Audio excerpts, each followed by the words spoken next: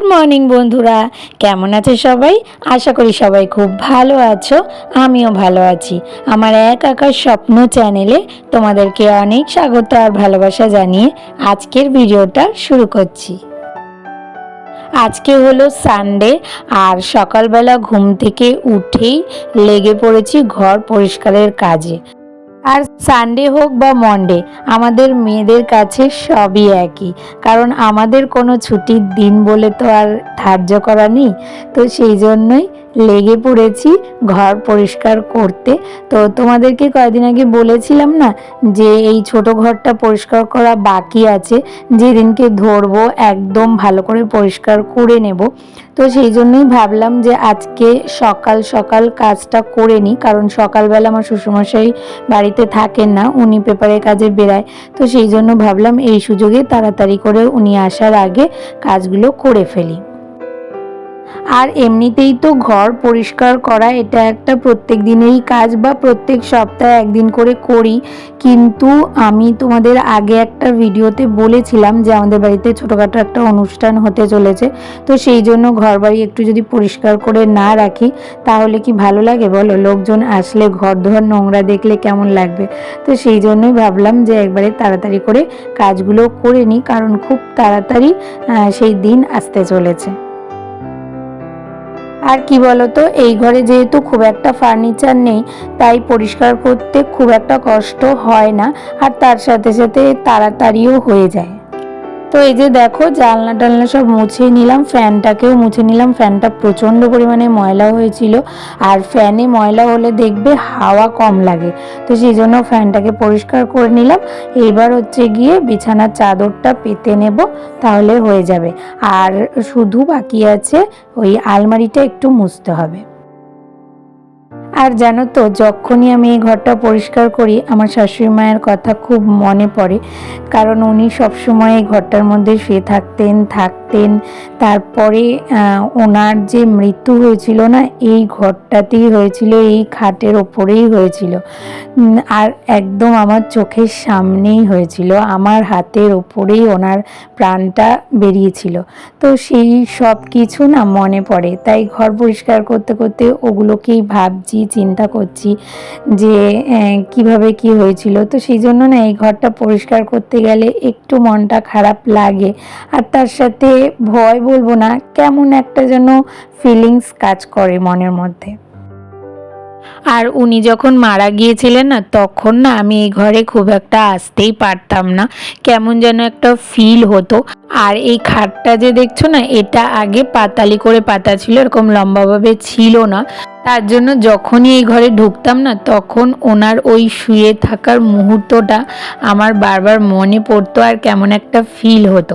তো সেই জন্যই রনকে বলে খাটটাকে আমি ঘুরিয়ে দিয়েছি, লম্বা করে দিয়েছি। তার জন্য দেখো এই জায়গাটা একটু শর্ট হয়ে গেছে, আর এরকম সরু মতো একটা গলি বেরিয়ে গেছে। কিন্তু কিছু করার নেই, আমাকে তো প্রত্যেক দিন এই ঘরটা পরিষ্কার পরিচ্ছন্ন করতেই হবে, আর এই ঘরে আসতেই হবে। তো সেই জন্য নিজের স্বার্থেই বলতে পারো এই অদল বদলটুকু করেছি। তো যাই হোক, ঘর পরিষ্কার করা আমার একদম কমপ্লিট হয়ে গেছে, এবার ঝেড়ে নেব। তবে ঝাড়তে গিয়ে দেখতে পাচ্ছ কত পরিমাণে কাগজ বেরিয়েছে। কি বলতো, রিশান আর ওর দাদু দুজনে মিলে কি যে কাগজ দিয়ে খেলা করে, টিচার স্টুডেন্ট হয়, তারপরে আঁকাঝোঁকা করে, এই সব করতে করতে না এত কাগজ জমে গেছে ভিতরে দেখো। তো এদিকে ঘর ঝাড়তে গিয়ে পুরো ঘরটাই ভালো করে ঝেড়ে নিয়েছি। তারপরে এদিকে সকালের টিফিনটা করতে চলে আসলাম তাড়াতাড়ি করে, কারণ দেরি হয়ে যাচ্ছে, রিশানের ম্যাম আসবে। তো রিশানকে তো টিফিনটা খাইয়ে বসাতে হবে, তাই তাড়াতাড়ি করে প্রেসার কুকারে ডালিয়া বসিয়ে দিয়েছি। আর আমি না প্রেসার কুকারেই সবসময় ডালিয়া করি। আগে কড়াইতে করতাম, কিন্তু দেখতাম কি অনেকটা টাইম লাগে, আর তার সাথে গ্যাসটাও পড়ে। তো সেই জন্য প্রেসার কুকারে বসিয়ে দিলে কি বলতো, খুব তাড়াতাড়ি হয়ে যায়। আর এই প্রেসার কুকারের ব্যবহার না আমি আমার ননদের থেকে শিখেছি। অনেক রান্না এই প্রেসার কুকারে খুব তাড়াতাড়ি হয়ে যায়। যেমন ডাল তো হয়, ডালিয়া করি, তারপরে ডিম সিদ্ধ পর্যন্ত আমি এক এক সময় প্রেসার কুকারে করে নিই যখন খুব তাড়াহুড়া থাকে। আর তারপরে রিশান এই ঘরে আঁকতে বসবে, তাই ওর আঁকার সব জিনিস ওখানে রেডি করে রেখে দিলাম। কিন্তু জানো তো, পরে ওর ম্যাম ফোন করে বলে দিয়েছিল যে আজকে আসতে পারবে না, ওর কি একটা দরকারি কাজ আছে, পারলে বিকালবেলা ওদের বাড়িতে পাঠিয়ে দিতে, তাহলে আঁকিয়ে দেবে। তো দেখা যাক, যদি কোথাও না বেরায় বিকালবেলা তাহলে ওকে আঁকতে পাঠিয়ে দেব।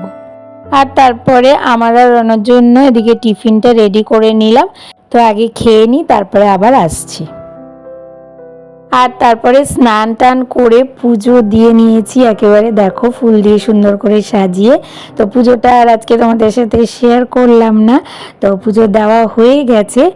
আর তারপরে এইদিকে আমি রান্নাও বসিয়ে দিয়েছি দুপুরবেলা। তো আজকে রান্না করব হচ্ছে গিয়ে ওল সিদ্ধ করেছি, এই যে দেখতে পাচ্ছ ওলটা সিদ্ধ হয়ে গেছে, তাই নামিয়ে নিলাম। আর তারপরে ওইদিকে আজকে রান্না করব হচ্ছে গিয়ে ইলিশ মাছ। আজকে কোনো চিকেন রান্না করব না। কি বলতো, প্রত্যেক সময় না চিকেন খেতে ভালোও লাগে না, আর চিকেন হলে ওই রিশান একটু খুব খুশি হয়, তার জন্যই আর কি করার চেষ্টা করি। কিন্তু আজকে না একদম খেতে ইচ্ছা করছে না, আজকে একটু ইলিশ মাছ খেতে ইচ্ছা করছিল, তাই এদিকে ইলিশ মাছটা একদম মাখিয়ে বসিয়ে দিচ্ছি। তো প্রথমে পোস্ত আর সর্ষে বাটা দিয়ে দিলাম, তারপরে নুন, হলুদ, একটু জিরের গুঁড়ো আর অল্প একটু কাশ্মীরি লঙ্কা দিয়ে এটাকে ভালো করে মাখিয়ে এটার মধ্যে তেল দিয়ে তারপরে ঢাকা চাপা দিয়ে রেখে দেবো। আর আজকের জন্য রান্নাবান্না একদম সহজ, কারণ ইলিশ মাছ করতে বেশি ঝামেলাও লাগে না আর বেশি সময়ও লাগবে না।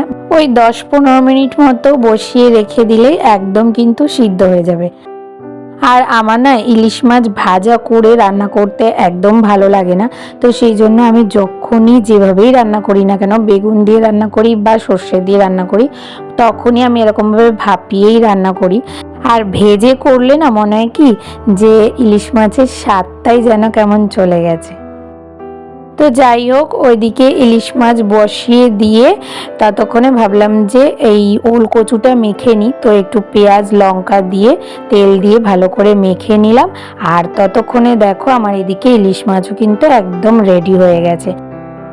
তবে কি বলতো, এই রবিবারটা না একটু ফ্রি লাগছে, কারণ রান্নাটা একটু তাড়াতাড়ি হয়ে গেছে, তো সেই জন্য ভালো লাগছে, একটু বসার সময় পাবো। কারণ এখন মাত্র 1:30 বাজে, আর রনো আস্তে আস্তে প্রায় 2:30-3:45 হয়ে যাবে, তো অনেকটা টাইম বসার জন্য পাবো। আর তারপরে খেয়ে দিয়ে উঠে একটু রেস্ট নিয়ে আমি বেরিয়েছিলাম রনোর সাথে একটুখানি পার্লারে যাব, কারণ আইব্রো করতে হবে। আর সেটা হচ্ছে গিয়ে আমার বাপের বাড়ির ওখানে, তাই রনো একটুখানি আমাকে ছেড়ে দিয়ে আসবে, আর পরে হয়ে গেলে আমি একা একা চলে আসবো। তো যাই হোক, আজকের মতো ভিডিওটা এখানেই শেষ করছি। তাহলে আজকের ভিডিওটা তোমাদের কেমন লাগলো? ভালো লাগলে একটা লাইক, কমেন্ট, শেয়ার আর সাবস্ক্রাইব করে পাশে থেকো। নোটিফিকেশন বেলটাকে অবশ্যই অন করে অল করে দিও। তাহলে দেখা হচ্ছে নতুন একটা ভিডিওর সাথে। ততক্ষণের জন্য তোমরা সবাই খুব ভালো থেকো, সুস্থ থেকো আর অনেক অনেক স্বপ্ন দেখতে থাকো।